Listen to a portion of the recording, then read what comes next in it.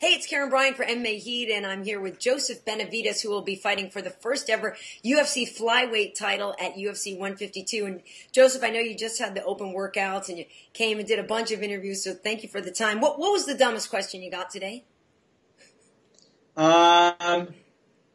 Someone asked me what my measure was. Like your reach? And I was like, I don't know. I'm assuming that's what they meant, so that was pretty funny. Other than that, I got more questions about Bisping and me and him tweeting each other one time than I did about, my opponent Demetrious. Right. So I guess any, attention to the fight and the card is good. But it was interesting, man. The media was awesome as usual. Yeah. And the fans here in Toronto were great, and it was a great turnout. Well, that's good. I mean, obviously, the Bisping thing is a big story. I mean, I don't know if that's a real animosity between you guys, if that was just an off-the-cuff remark that you said you could hit harder than he does, and then he took it personally. I mean, it hasn't really developed into something, or is it nothing? No, there's really no animosity. I mean, obviously it started last time when he made remarks about the flyweights. Mm-hmm. He apologized, and I just, said a comment. And then I was just joking, saying I hit harder than him or whatever. So, obviously, Bisping likes to get in an argument with whatever he can get in an argument with. Right. So, he made a remark too, and that's where it ended. I mean, if anyone knows me as a person, as a fighter, I don't talk smack or go out there and do any of that, nature stuff. So, it was just all joking. I'm cool with the guy. Well, that's good. I like him a lot, but I do want to talk to you about Demetrious, because speaking of liking each other, you guys are, it's well noted that you like each other. You hang out, you get along very well. Does that make it a little harder to go in there and scrap with him? Would you prefer to fight somebody you didn't like? No, not really. I mean, it's kind of weird. I've never honestly gone into a fight and not liked someone and hated them. But I've never, on the same token, I've never gone into a fight and liked somebody as much as I've liked Demetrious. But the way I look at it is it doesn't really make a difference. First of all, we go in there and compete, and we fight, so I'm not going to have a problem doing that. Other than that, whether I liked the guy or hated the guy, all I got to think about is, how bad I want this and how much this is going to do for me and how hard I worked, to get to this moment, and that other guy, is trying to stop me from it and hold me back from it. So whether I like him or not, I'm going to go out there and try to fulfill my dream, just as much. Mm-hmm. Well, you bring up a lot of good points, but one of the things I do want to talk about, people are, especially even Dominic Cruz, a lot of people are when they break down the fight, they say that you've got more power, but he may have more speed. Do you see it that way? I mean, do you see the matchup as close as most people are seeing it? Because they are seeing you have more power, but it's not like this great big difference in the two of you. Yeah, it's no secret that he's probably the fastest fighter in the UFC, so that's something I got to deal with. But I think I hold other advantages. He has a small speed advantage. I think when we go out there, you're going to realize he's not very much faster than me. Mm-hmm. And, he goes out there and puts out a lot of volume in his fights, and I go out there and I always am throwing more punches out there. So, I think we're going to bring out the best in each other there. But, the advantages I have, I think are a lot bigger than the advantages he has. Like I said, he has a small speed advantage, and, I have an advantage just about everywhere else. So, where I can overcome that speed advantage, he's never going to be able to overcome, the power and, just the devastating, the finishing ability, all that other kind of stuff. Well, once again, the article I read, Dominic Cruz was commenting that, yeah, you had a lot of power at 135, so that's just going to be, exponentially greater at 125. Yeah, definitely. At 35, I was always hitting guys hard, but, these bigger guys, they just don't fall quite as easy. So first time I connected with a good punch at 125, the guy went down, got knocked out of the night. So, I think every time now it's just a sign of things to come when I'm hitting these guys that weigh the same as me, they're going to go down. And, Demetrious is no different. He's never been put down, but, that's another cherry on top, not only being the first ever champion, but being the first ever to go out and stop him. Well, you and I watched Demetrious' fight with Ian McCall together when we were working at Fuel, and I really wish I'd been filming you, because it's the way you were pacing and you were so antsy. It was such a cool way for you to find out who your opponent would be. But, I mean, are you more looking forward to fighting Demetrious? Is that the one you preferred out of the two of the fighters? Yeah, mainly because he's been on my radar a lot longer. Mm-hmm. and everyone's kind of wanted the fight and thought about how great of a matchup it'd be. So it's been kind of, in my brain. And then whenever, they matched up the two matchups in the little mini tournament, it was like me and Demetrious were kind of representing the UFC in a way. We were the two guys in the UFC where the other two guys came in. So, I think it was the fight that kind of the fans wanted. And yeah, I mean, it's great. I always respected him, like I said, as a fighter and as a person. So it's pretty awesome to share this opportunity with him. So how long have you thought about being a champion? I mean, the story goes that you've got a picture of the belt on your mantle. Is that true? Yes. So how long has this been something you've been focusing on? I mean, since I started, when you get into the sport, you think of your goals, you write them down, and, of course it's to be a champion. But the great thing is when I did that, 6 years ago and committed my life and all my time to this sport, being a UFC champion was unrealistic, and now I'm 4 days away from it. So it's pretty amazing to work so hard for something and want something so bad and it finally come to you. Of course you write down the goals of a champion. Like I said, they're unrealistic, but as you start going and going, you realize, hey, I'm definitely capable of this. It's a goal within reach. The thing about the picture on my mantle, I didn't do that actually until I got into the UFC.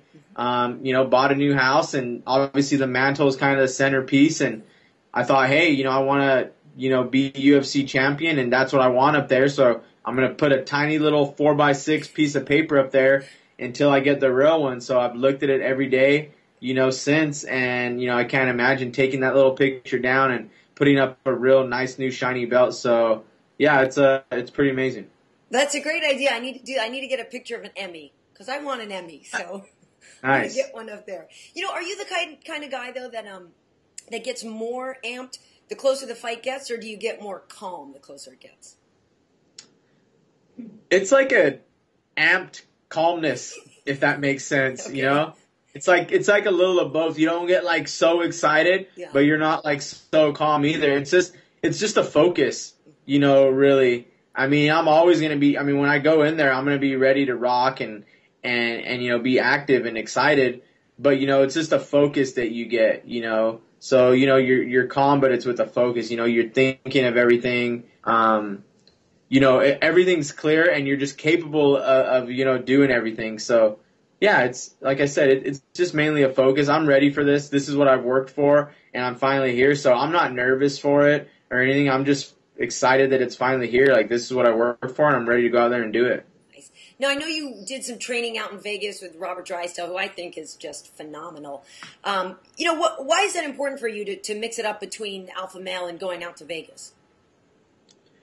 It's just important to keep learning and growing in the sport. If anyone knows us at Team Alpha Male, we have a unique kind of situation where we don't necessarily have a real head coach out there. So I have the best training partners in the world without a doubt, and I'm not going to go anywhere and find guys, like my team to train with, and as good guys as Chad and Faber and TJ, and Danny Castillo. So, but going out there and just finding the instruction and growing, as a martial artist, and, it's huge. So there's so much to learn out there, and there's so many great minds and coaches. So, if someone told me something that was going to help me, why would I not want to do it? If they said, you can go out here and learn and become a better fighter and a better grappler, of course I'm going to do it. So I've been doing that the last 3 or 4, fight camps, going out to Vegas for 3 to 4 weeks at a time, and we're working at Drysdale's. Jimmy Gifford is my boxing coach who will be cornering me for this fight. Sean Yarbrough has helped me a ton since I've met him as a kickboxing coach. And also Ricky Lundell, I brought him for this camp. So it's just important. I mean, just training and going at it and banging can take you to a certain level, but I'm not trying to get to that level. I'm trying to get to this level, and, these are the things that are going to help me. So is it true, though, that you hurt Frank Mir over at Drysdale's? I don't think so. No. I don't think so either. Something funny with your... sure, yeah. Yeah, your diary that you put out. You were kind of busting on the fact that you can't eat the bananas and the peanut butter and all that stuff anymore after, they show you with it. But how hard is it for you to make 125? It's not very difficult at all. Actually, like physically, it's not really hard. I mean, yeah, I'm used to eating. I mean, they call me the beefcake for a reason. I have some pretty disgusting eating habits. But you know, when it comes to 25, I like it. I embrace, you know, just being disciplined and, you know, just eating the right stuff. Like, I feel like I'm in fight camp. At 35, I would go and train, but I would just do whatever I wanted kind of outside, you know, as far as dieting goes. So it's kind of nice to just buckle down and, you know, that sacrifice makes everything that much more sweeter. You know, you work that much harder. So, you know, it's not hard, you know, and, you know, I've got it down pretty easy. Like, I came in, I was only 10 pounds over in 5 days out. So, you know, it's nice. You know, I just get a certain focus and discipline that I don't really have, that I didn't have when I fought at 135. So it's nice. It's definitely where I'm supposed to be. Well, and I know you're well into fashion. So do you have bantam pants and fly pants and, you know?